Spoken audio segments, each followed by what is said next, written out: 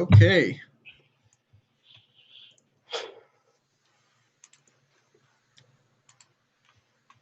We're live. Hello and welcome to Nerdarchy, for nerds, by nerds, and today I'm hanging out with this nerd, Nerder Doug. The Nerder Doug, which it still feels weird to say that, and it's not Ted. I'm sorry. Could you be, hey Doug, a favor, could you be more Ted? I will try. It's a lot to live up to. People, he's a beloved nerd. There's a lot of people in this is a lot different than the Patreon chat. Yeah, there's a bunch of people here hanging out. So we figured we would do some speculation about Unearthed Arcana because we feel like they owe us one more, right? Because they've done nearly all the character classes. And Alf Bait is commenting on your naked face. Beard trimming snafu. Crit foul. Yep. You rolled a 1. Yep. With my barber's supplies. He's apparently not proficient. Nope. These things happen, even to someone who's been training for years and years. Hey, even when you got expertise, you might roll a 1.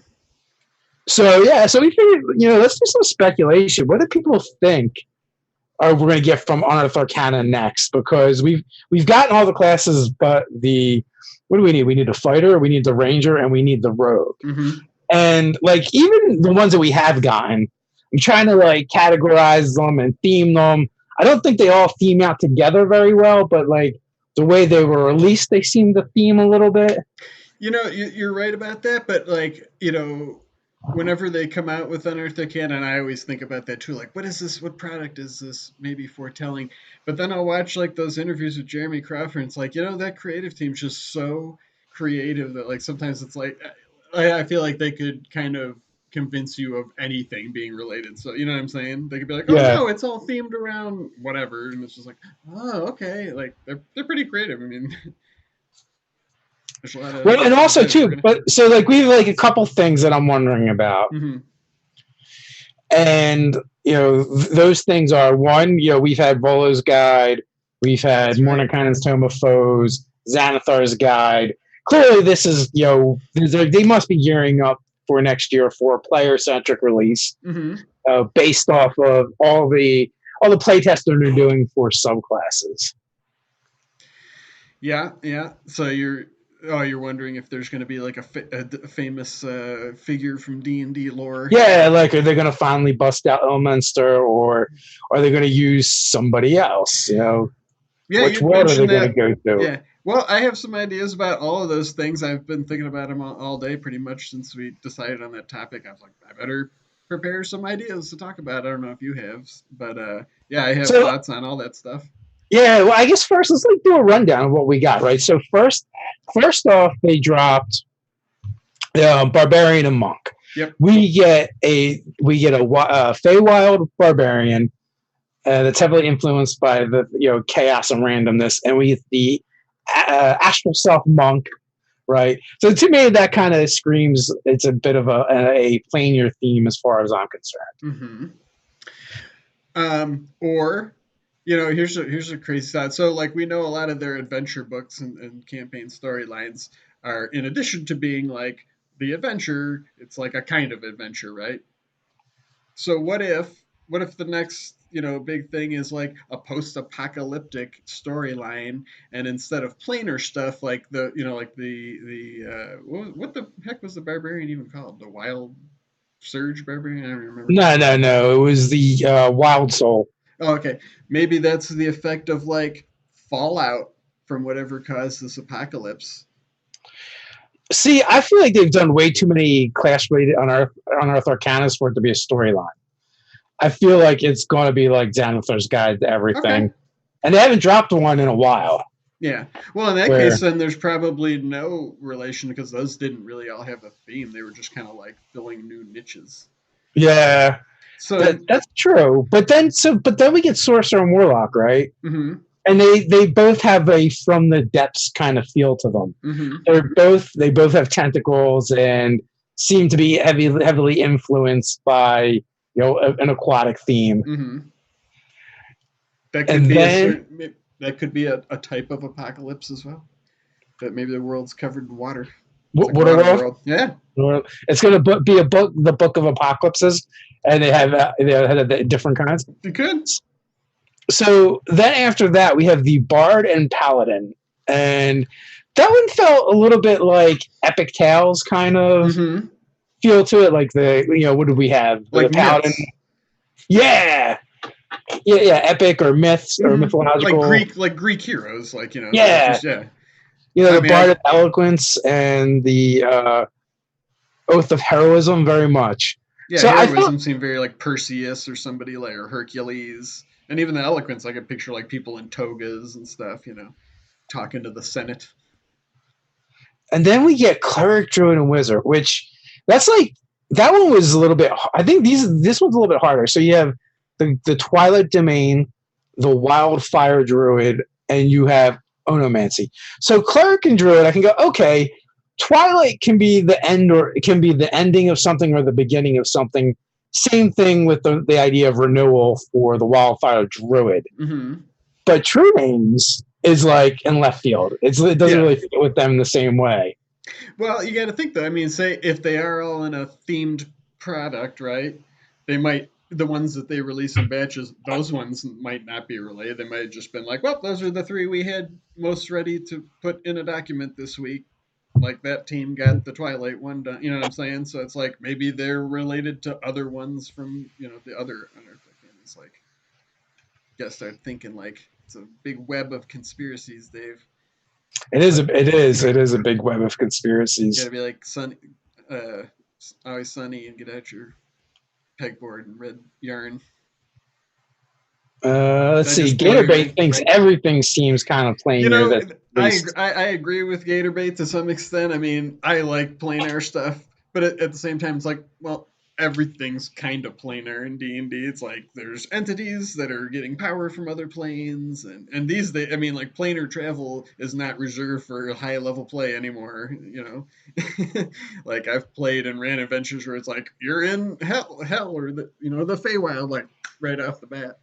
Well, also it's part of that is probably like they just realized no one plays games at high level anyway. It's like, if you want to play in a 20th level game, you have to like start at 20th level. Yeah. Well, so did you? We kind of got into it on the Patreon chat last night about like the fighter, ranger, and rogue too. Did you think about that at all, or you seem like you're really preoccupied with like what kind of product is this going to be? Yeah, what does it all mean? Well, no, we did talk about it a little bit, and the fighter and the rogue are tough because there's so many subclasses already, and it feels like everything is kind of covered. Well, I did think of one thing. You had mentioned it, and I thought about how they could do that last night. It was like an exotic weapon fighter, right? So, and hear me out now. So, like, rather than add new weapons, because it's like, well, that's a can of worms. What if an exotic weapon subclass, like a lot of these other new subclasses, is sort of left a lot to the player, right? So as you gain levels in this subclass, it's kind of like Battle Master, where you can pick just like traits that your exotic weapon has. So your weapon gets better as you go up because it's going to have more stuff. And you can imagine it however you want. It's like it could be a chain sword or a double-bladed axe or whatever. Whether it's an exotic weapon or a weapon master or someone. That would be like the given. It's just like their early abilities. Like you're awesome with any regular weapon. It's like no question. Fire Knight kind of brings up a good point too, and that's the knife thrower rogue. But I actually feel like that could work for fighter too, like someone doing something for the thrown weapon, because you kind of get boned. A fighter fight, like it's the same thing with archers and all that. People are like, well, the rangers should be. It's like, no, the fight. That's what they do is fight. So like, if your character is all about fighting, the fighter's your best bet.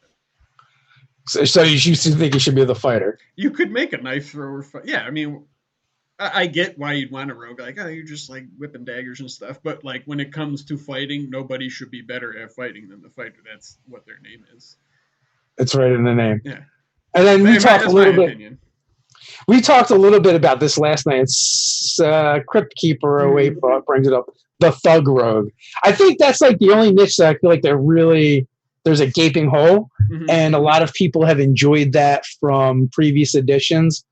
And that is the idea of the thug fighter who, maybe uses a sap or a club, doesn't use, isn't using light and finesse weapons necessarily. He's a bruiser. Yeah.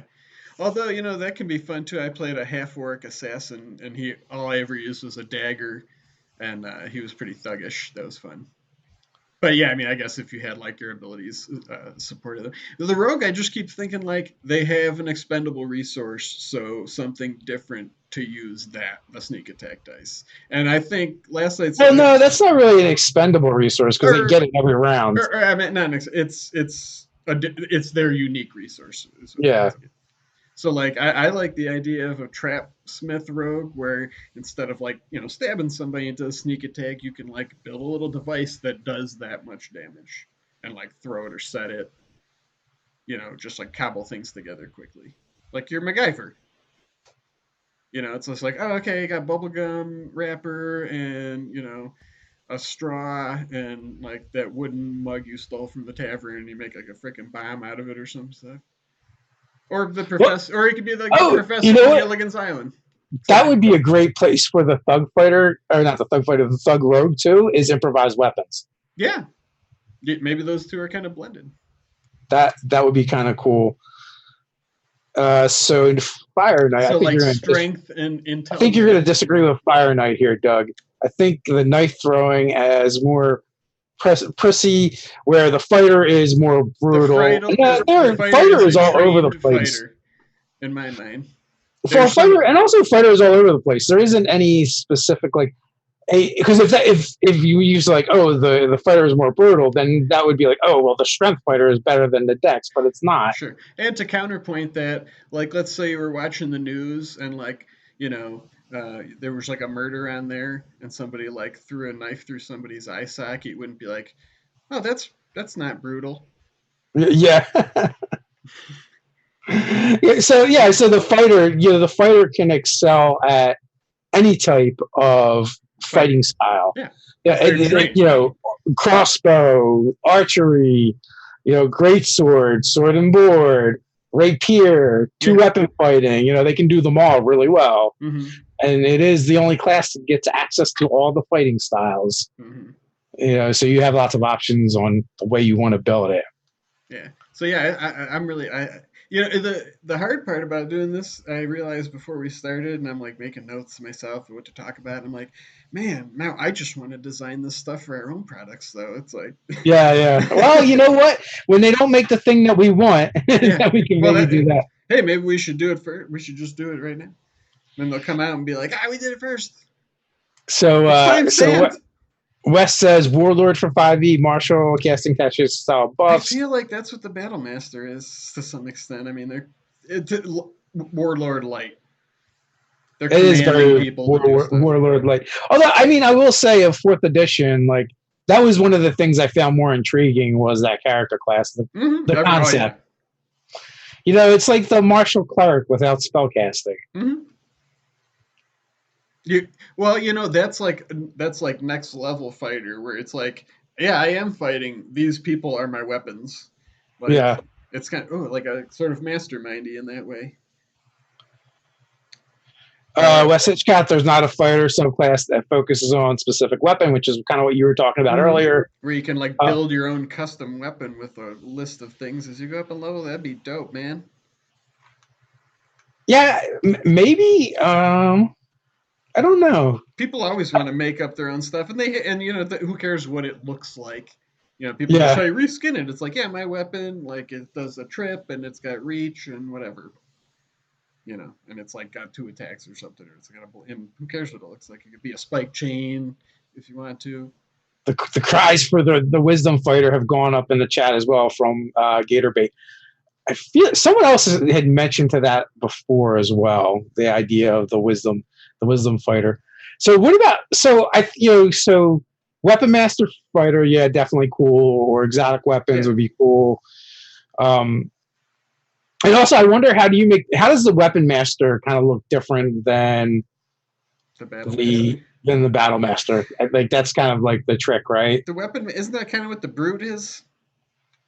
It's just like when you got a weapon in your hand, you're gonna mess people up real bad because you just do a lot of damage. I mean, that's what the weapon master in like earlier editions was too. It's like you got proficiency and specialization, and then greater proficiency and greater. I mean, it was just like Yeah, plus so one, I, plus two, plus two, plus three. but it was always about that one weapon, right? So Yeah. is that going to be like you choose a weapon and then you get all these benefits, but only when using that type of weapon? Mm-hmm. I mean, traditionally is how that's gone. That stuff always. It's cool if you like get to build your character at like a high level and like yeah, just pick the magic items you want. But it's like we've got this imagining like I'm gonna be the best in the universe with a morning star. And it's like you just never find a magic one or anything. Kind of Oh sucks. yeah, yeah. Like if it's an oddball weapon, like no, I want to be really good with like a flail. Yeah, you're like a double-bladed sword is so Yeah. badass, but it's like, yeah, you're never getting a magic one of those. Yeah, unless it just unless the DM just puts it in there, which is cool. Exactly. Like even in my own game with the gobblers, my juggalo goblins who they fought with hand crossbows, Mm-hmm. and it's like, no, you're probably not going to find. There's two of them doing it, mind you, a pair of magic hand crossbows. Yeah. Unless you find Who's the one. enchanting hand crossbows out there? Is that from an ancient civilization? Yeah. You need to find the one drow bounty hunter that has the dual self-cocking, self-loading hand crossbows, so they can each get one. Of force. Yeah. Yeah. I did work it out for them though. I gave them they each got a magic quiver, or bolt case that held 15 bolts, and it renewed every day. It would give you 5+1, 5+2, and 5+3 crossbow bolts. Cool.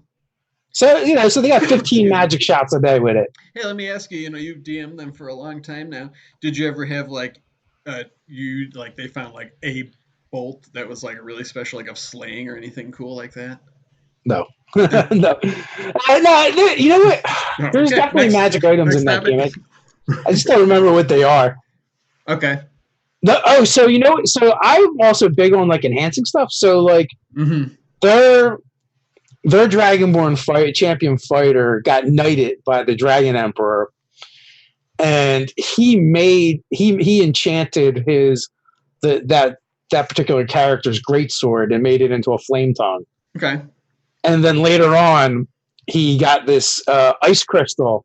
They all got these ice crystals, and depending on what they did with them, determined what happened. And he embedded his into his weapon, like materia. So it did cold damage and fire damage at the same time when he would hit with it. Ooh, that's at the same time. That's cool. Yeah. So unless you're fighting a Remoraz, it was like shit. It was a flame frost tongue at the same time. Cool. So that did you have any other fighter ideas in mind? I'm stuck. I kind of just fixated on the one. I thought I'm like, yeah, that'd be on the one thing. Yeah, because I already started like making notes. Like, you could have this and this. So. Yeah, I'm kind of perplexed with the fighter because the fighter has so many archetypes. And it's like, yep, they've already done two knight versions. I mean, almost 3 if you're like, if you go with the samurai is the Asian style adventure. They have 2 magic builds for the fighter. So there's a lot of them. So weapon master or some kind of thrown weapon expert. I mean, let me ask you this: like, what? If it was a thrown expert, what would they do with how would that be neat? I'm not saying I don't think it will be. I'm actually curious. Like, what would be cool about it? Well, one they would have to be able to throw more than one around. Like there would have to be something that would give them the ability to launch multiple. So that would be a big thing. Mm-hmm. And then it's a question of how they do it. Is it going to be? Are they going to be able to do some kind of trade-off shots like the feats, or are they going to be able to do? Or are they going to do trick shots like the arcane archer? Yeah, like the arcane archer. People would be like making Captain America out of that too by like reflavoring the. It's like, well, I'll just throw my shield. Yeah. Bouncing it off, which would be awesome. I mean, that'd be fun as hell. I just watched. Which one was it? I think it's Civil War. Where they're fighting. Where's that big explosion? But But yeah, like it's even like awesome watching him fight like that, the throwing thing, bouncing it off stuff.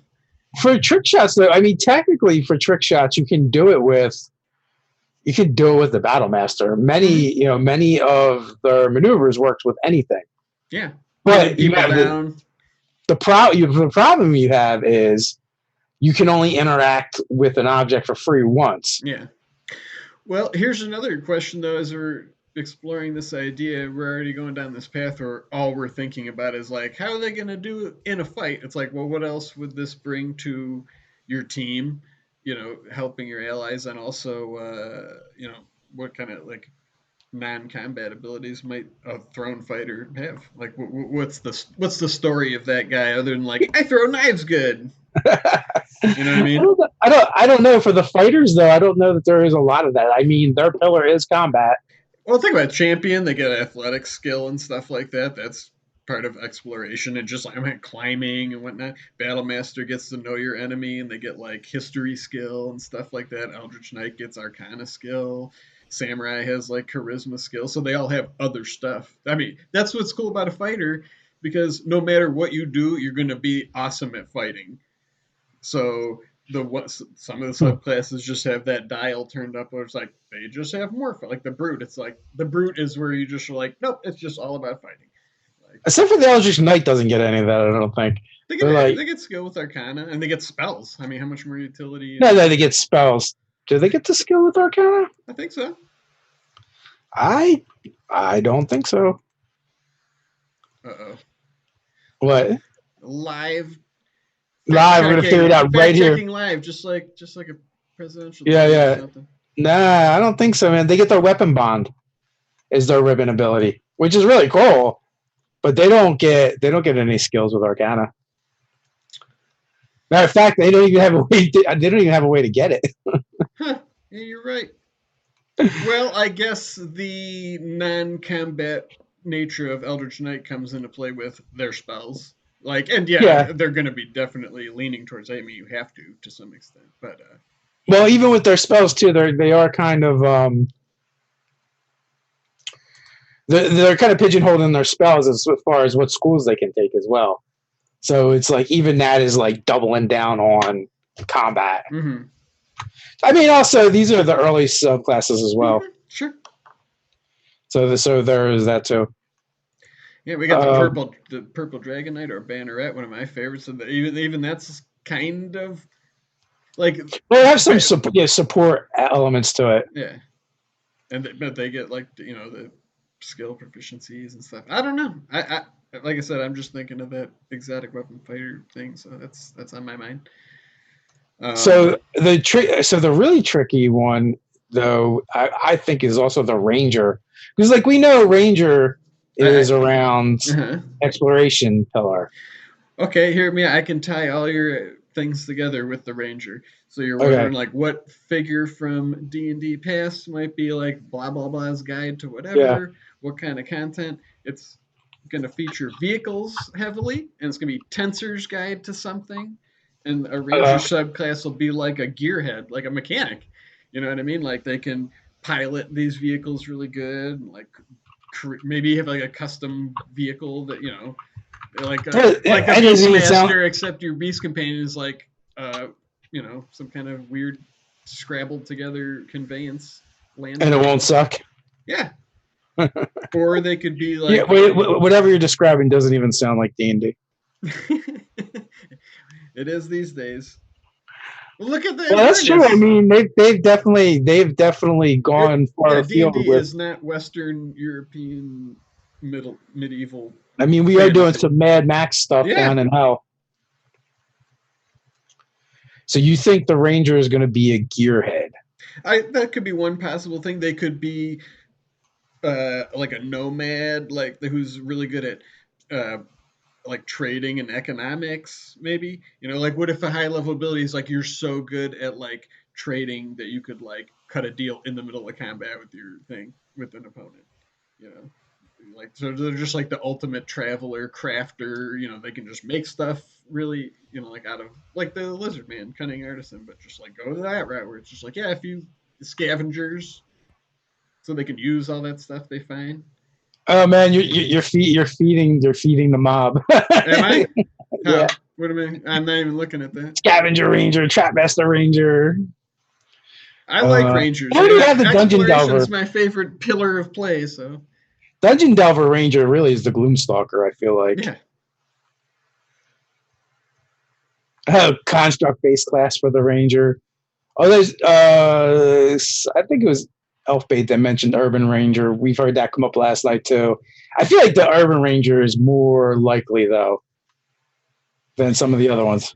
Yeah. Hopefully they would do something cool with it. Well, that's one of the things that's always bothered me about the Ranger. What? You can't choose urban as your favorite terrain. Yeah, that is weird. Like, that seems like a really glaring oversight. Like, I can't imagine that didn't come up in playtest or something. A Cannibal Ranger? No. We're not, no cannibalism. Before we started this live chat, we had a session 0 and we discussed there would be no cannibalism. Matter of fact, we did do a session 0 one time and cannibalism did come up. And there were definitely some players that stated before we started they did not want any cannibalism in the game. That's just one of those things I would have taken for granted. Cannibalism? Oh, well, you didn't think we needed a special rule not to eat people? Yes. Although I take that back, because in that Spelljammer game, that was their bond, the party. Oh yeah, didn't they have a special in your Spelljammer game that you ran? Didn't they have a special agreement about who could eat who after they were deceased? Yeah, they considered it an honor. They were all like culinarians and gourmands. Yes, I remember one time Nate's crustacean-like guy got covered in butter. That was like a grease spell, but we said it was melted butter, and they were all eyeing him deliciously. I don't know. Urban Ranger, yeah, I mean, it'd be cool.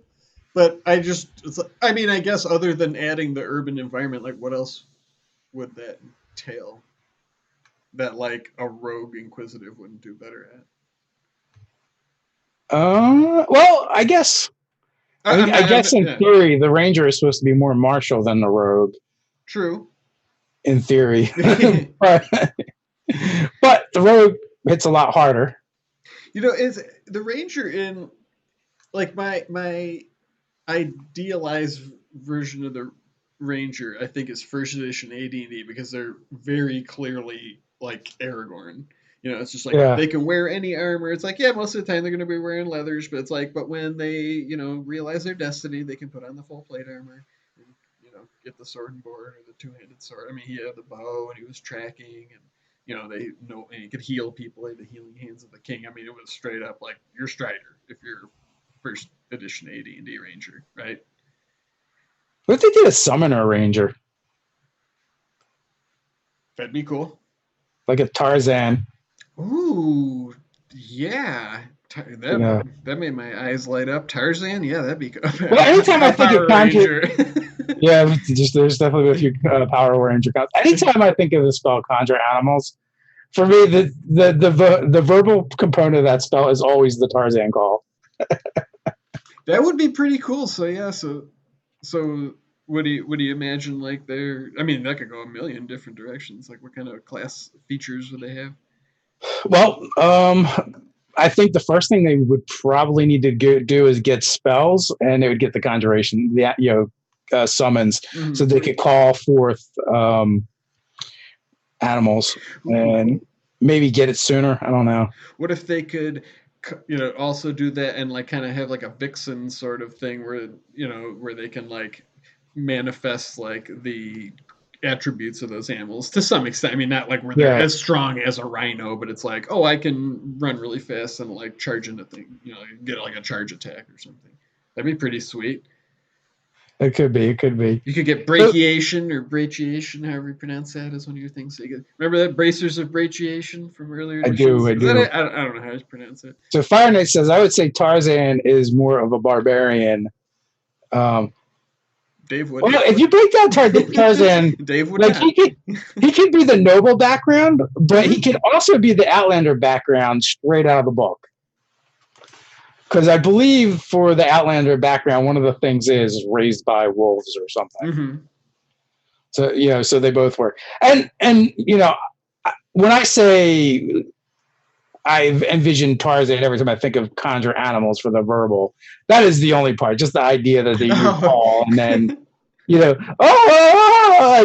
then animals start crawling out of the woodwork. But in the case in D&D, they just pop into existence. The thing about cool concepts like that, and this, and maybe it makes them more viable, like because of what you said earlier about people don't play high level play, is like all the stuff with like animals is cool until about like 7th or 8th level, when you realize like I'm just getting animals slaughtered for my safety. You know what I mean? Like they just get smoked. I mean, you're just like, come help me, ape. Just like get killed for me. So it's like, are you really a friend to nature at that point? When you're like, they're gonna die. I know there's no chance that they're gonna live through this again. Yeah, at a certain point, like 2 hits is dusting most animals you could call forth. Yeah. You win some, you lose some. What are you gonna do?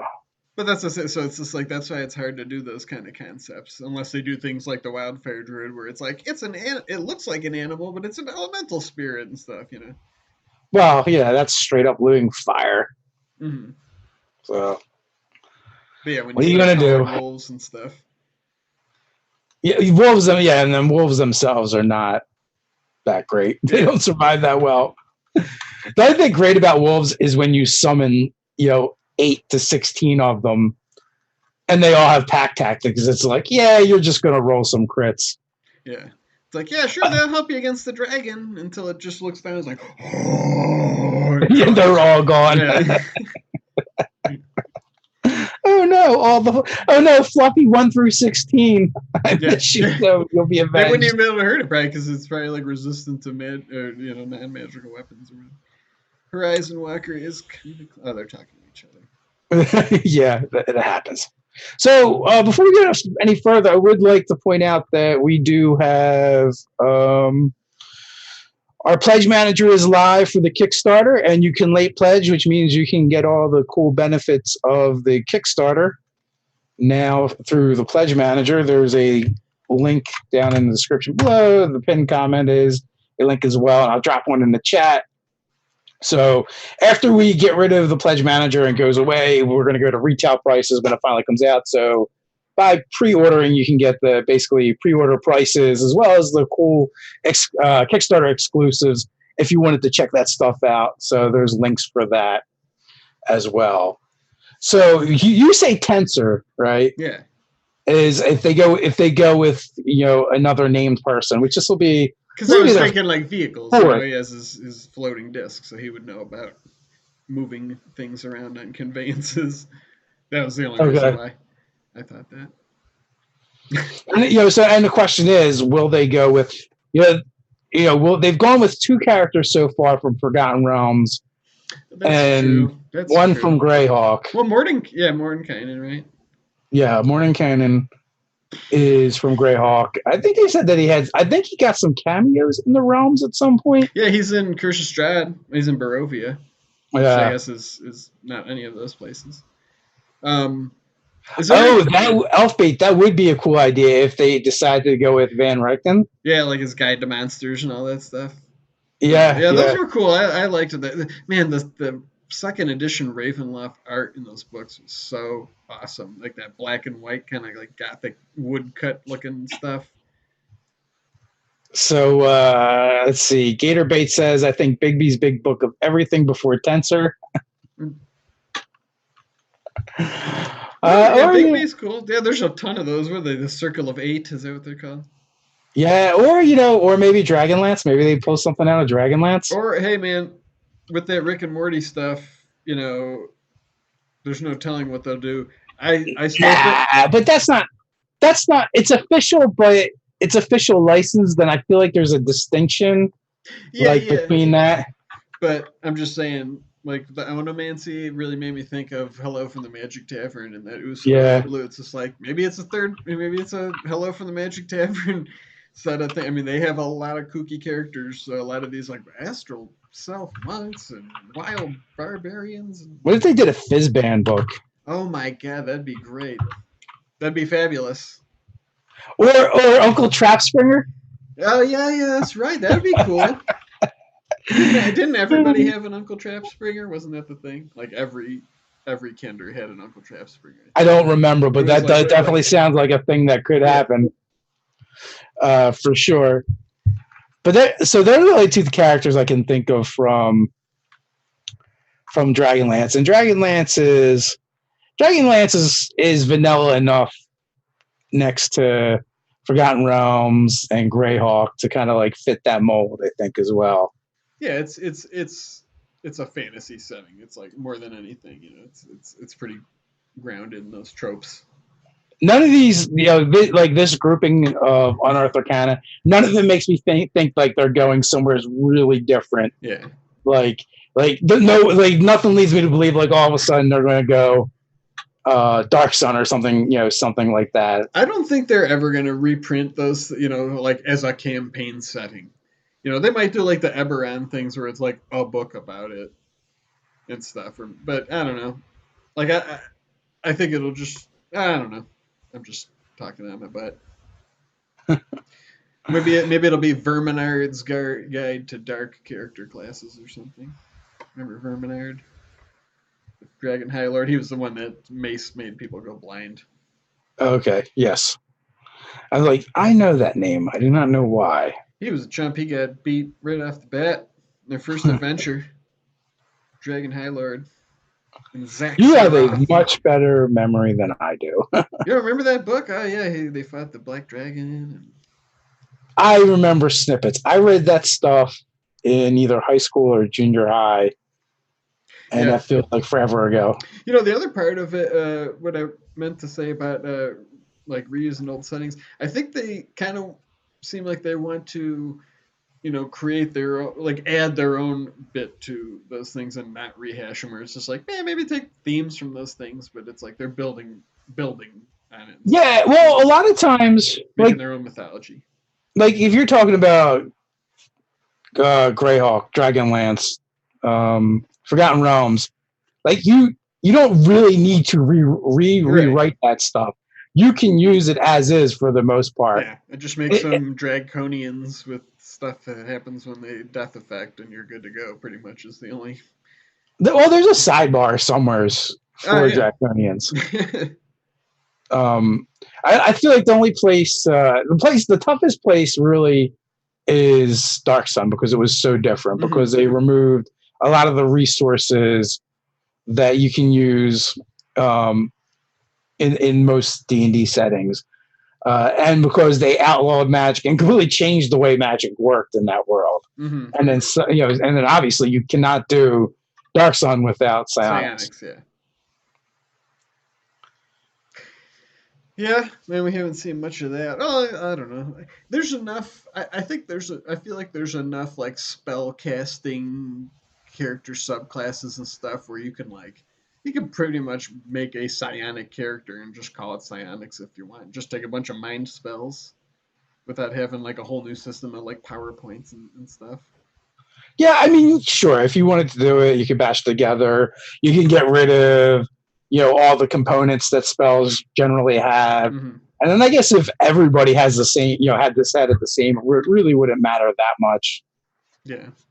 Barbarians all of a sudden get a lot better. Monks all of a sudden get a lot better in those places. Anything that doesn't, wear a lot of armor is going to get better. I wonder if one of the problems, one of the tricky things about psionics, I bet, from a design standpoint at this point, is like, what about all the rules that mention doing stuff like you can't cast spells when you're in this state? How would they word that? Because like with psionics, it's like, could you rage and wear heavy armor and all the other because even now, even when Wizards does something and they just reflavor it as a spell like ability, people can I do this when I wild shape? No, you can't. Well, that's what I'm saying. So from a design, because like when it's baked into the design, then you can just say that in the thing. Like you can't cast spells when you're raging, but it's like that would be like if every spell you had to put like you can't cast this spell when you're raging, like in that text. So it's a lot more tricky to word that, I bet. Yeah, at this point, you just gotta wonder why they don't going into a 5th edition. Like, they should have already thought about that. They should have been like, you know what? Eventually, psionics is going to be a thing, and we're going to have to figure out how this is going to work with everything else. I think psionics are cool and like conceptually, but the only edition I've ever liked them in is 4th edition. But that's because like everything was samey. Because you know what I mean? Everything was the same. Yeah, sure. I'm making you roll this defense with my mind instead of my sword or whatever. You know, so it just kind of just like easily was integrated. But yeah, they always have like this other thing that you have to learn after you're already familiar with the rules. Like, hey, now there's like PowerPoints. It's like what? You know. I kind of like 3rd edition for the way they did it, and it was with the PowerPoints, and I like the way they did the psionic feats, and they were kind of cool. It was a completely different system with a bunch of new classes, so there was more stuff to learn. But it was better codified and balanced than 2nd edition. Yeah, what was it? Oh, it was from like the complete guide to psionics. In second oh yeah, in 2nd edition it was ridiculous. Yeah, that's Ted's favorite one because he could have the scorpion tail or whatever, right? Yeah, and the animal infinity where you took on aspects of the animal and you just literally just grab pieces of their stats and weaponize them pretty much. There was what was it, like kinetic absorption or something, and it just allowed you to absorb physical damage.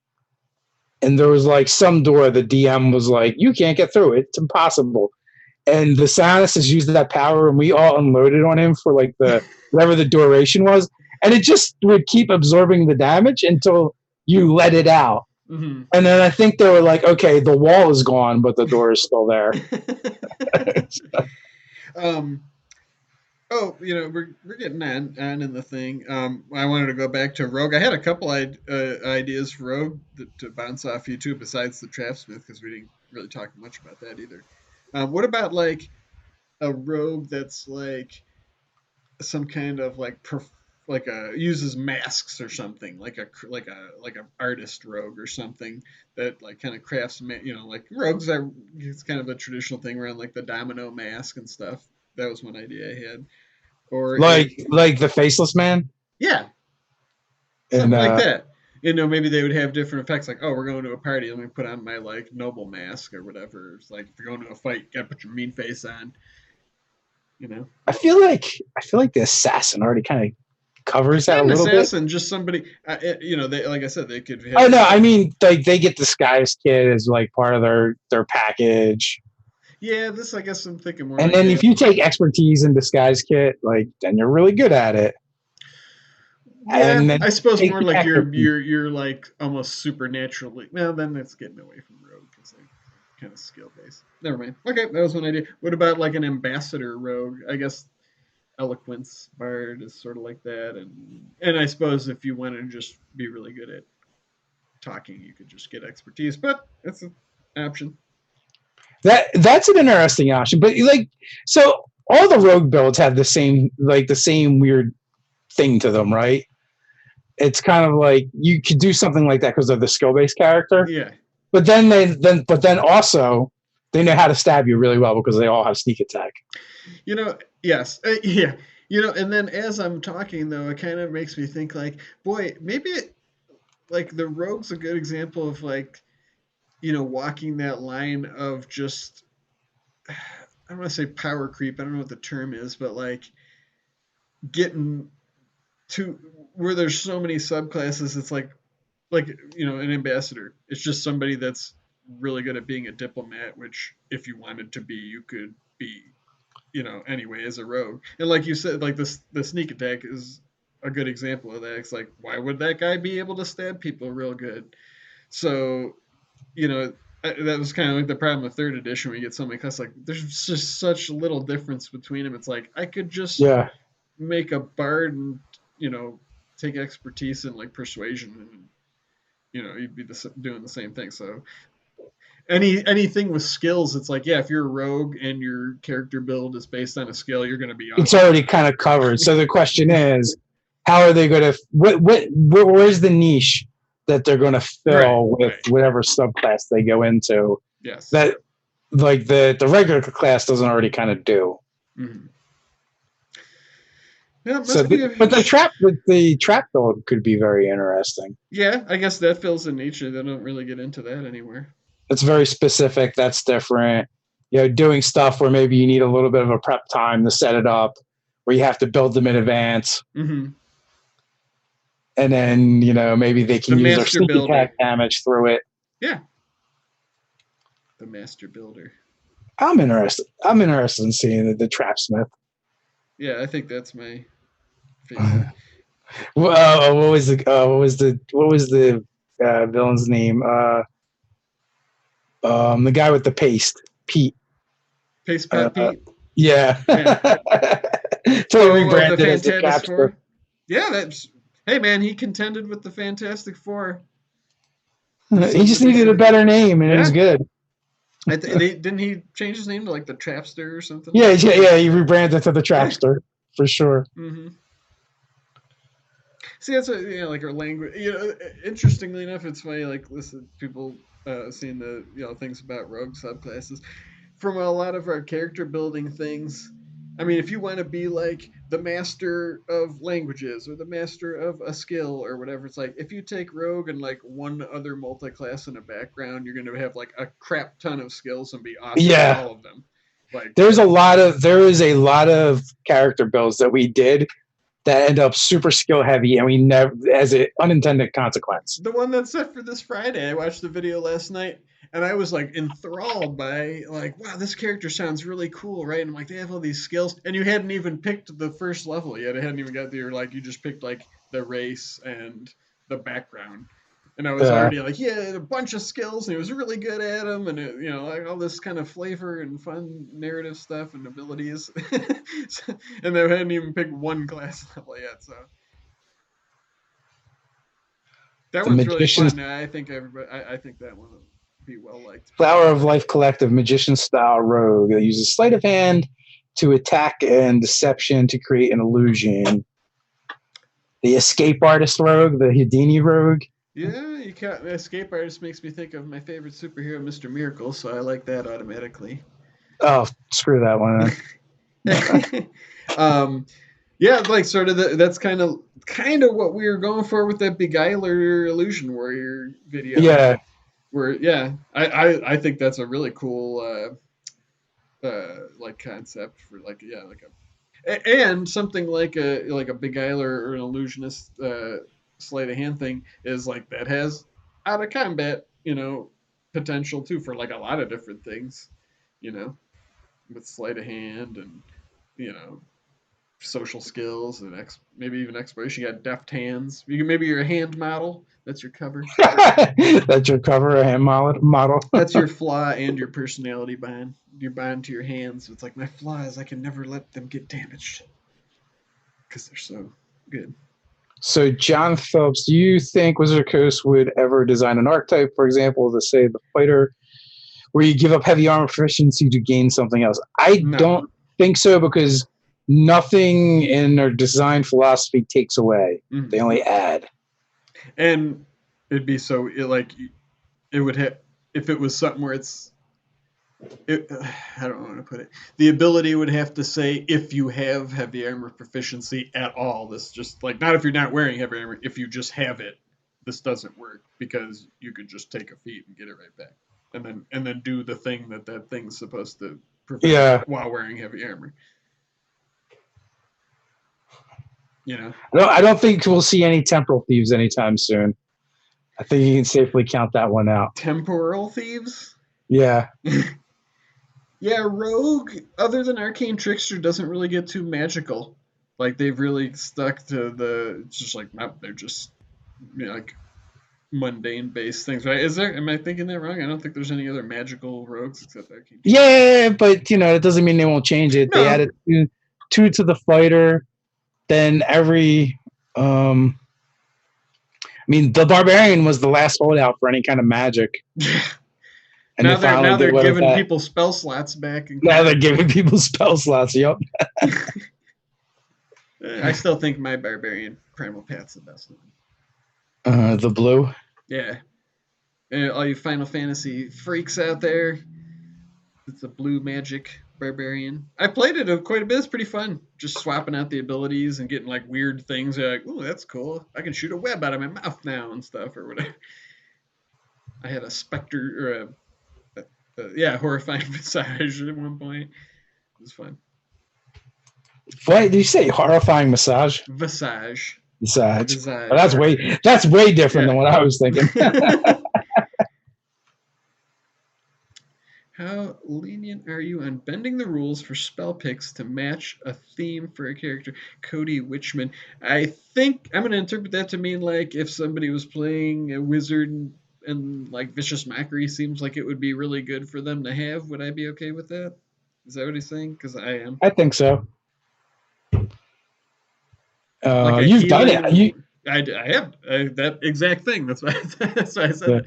So I have to be okay with it because my DM let me. Blue Marriage is awesome. Yeah, go check it out. Path of the Azure and DM's Guilds. Pay what you want. It's probably not that awesome. I did it like 3 years ago and I never went back and revised it, but whatever. Conrad is pushing the rogue that specializes in non-magical healing. That's actually pretty cool. I mean, that makes sense to have a doctor. It even explains the sneak attack. If you were a doctor, you'd know where to hurt people or creatures, right? I think we do a build that.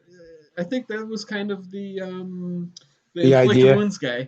Oh yeah, he was kind of Yeah, a medical rogue. I like that a lot. That would be cool. It doesn't have to be a combat medic either. It could just be a surgeon. He was a surgeon. David Harbour would have never landed this without his Nerdarchy appearance. Wow, man. I'm sure that's what did it for him. I was actually thinking that when I was watching SNL, that I was like, you know what? That's pretty cool. This guy was on the Nerdarchy live chat. Man, it was. Dr. Rogue, like a real doctor. Well, we gotta have that bird mask. Real doctors are cool too. I know Pruitt would like it because he could play Hawkeye Pierce. His favorite fictional character. He looks a little bit like him. I know he's a big fan of MASH. Yeah, and that character in particular.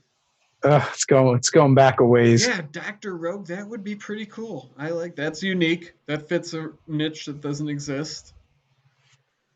The healer feat is good. Yes, that is actually a great feat. It is. I wonder. Now that's got me thinking. That's definitely a good feat, especially if you don't have a healer in your party. Yeah, for a low magic campaign, that would be really cool. Which does not seem to be the design direction they're going. Yeah, it's just like that, but different. Yeah. So can a thief use their cunning action to use a healer's kit? I suppose so, right? I mean, I can imagine the narrative there too. It's like you're a thief, you're on the, you get caught, you're running with your crew, somebody gets shot, you gotta patch them up and be like, come on, we gotta get out of here and patch them up real quick. That makes sense. Well, so when you use the healer's kit to stay, it's probably an action to actually use the healer's kit, so it wouldn't matter. But yeah, you're a rogue. You can still do other cool things anyway. Mm-hmm. You just you're gonna have to use your action to do that. But yeah, healer is probably one of my favorite in the game as far as if you want to take something that's going to, add something new to your character, and you're in a party that does not have a lot of healing, that would definitely probably work out well. We might maybe when we talk about our party of rogues. Our party of rogues or fighters, that one will come up. I would think so. That's cool. Those kind of things are cool to bust out even when your party does have healers too, like from the characters and maybe even your other players' standpoint. If they didn't know you had it, like, oh man, I don't have any spell slots or whatever. You're like, I can heal you.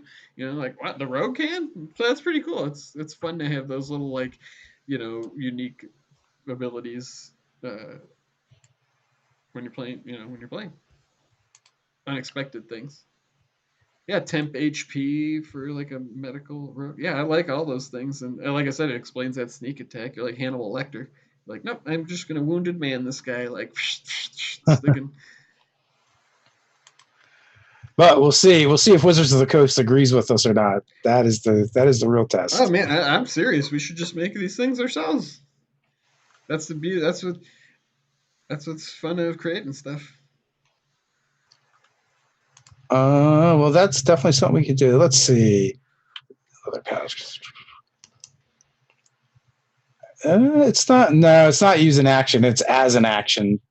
What Because is? someone in the chat using the healer's kit specifically says you have to use an action to do it. Yeah, and what is the fast hands thing say? Fast hands let you interact with an object, which is Right. different. That's a Yeah, specific. right. You get your one for free, but then fast hands would allow you to do it. Fast hands would allow you to open the door and close it. I guess. Yeah. A lot of people like that knife throw rogue. I'm not against it. I just don't know what else they would do that make them cool besides throwing knives that a fighter wouldn't do better, and b, like, what else did they do? Like, in the adventuring party, you're just like, hey, we got the guy who's really good at throwing knives. What else does he do? That's it. That's You it. know, it's like, does he pick locks? Nope, throws knives.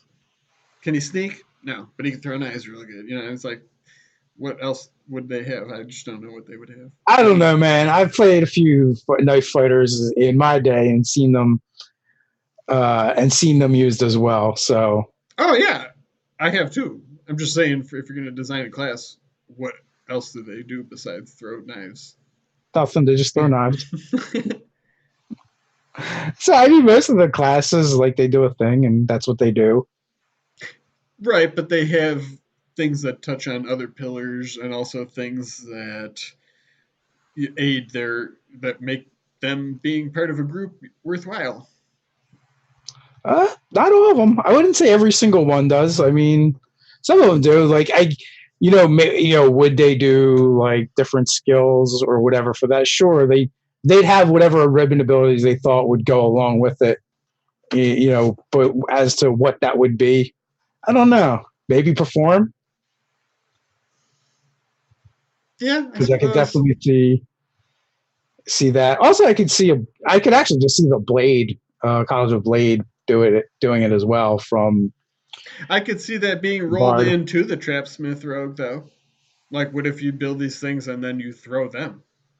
So most of it too is like the certain feats that just don't allow you to work with it. Like you can't use sharpshooter with a dagger Right. or a dart. It has to be a ranged weapon. So it only works with crossbow I wonder if or part of that bow. is because, like, say, if you're putting a cloth yard shaft in somebody, and you take your time and aim, it's like you could shoot an arrow like through their skull, right? Or like right into their heart.